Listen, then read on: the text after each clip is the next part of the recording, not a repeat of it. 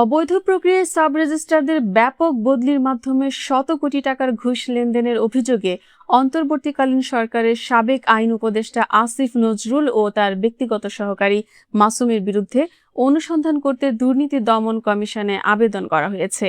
বুধবার সুপ্রিম কোর্টের আইনজীবী ব্যারিস্টার এম সারোয়ার হোসেন দুদকের কার্যালয়ে এই আবেদন জমা দেন।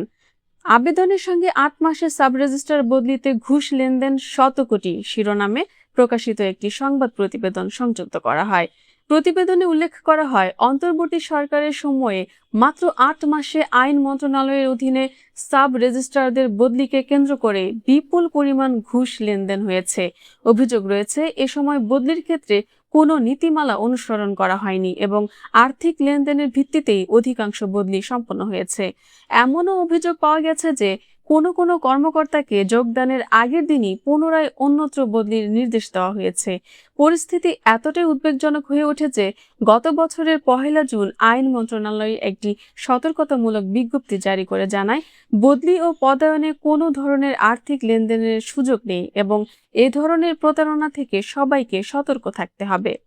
তবে অভিযোগ অনুযায়ী এই সতর্কতা জারির আগেই অধিকাংশ অনিয়ম সংঘটিত হয় এবং পরবর্তীতে আর কোনো বদলির আদেশ দেওয়া হয়নি।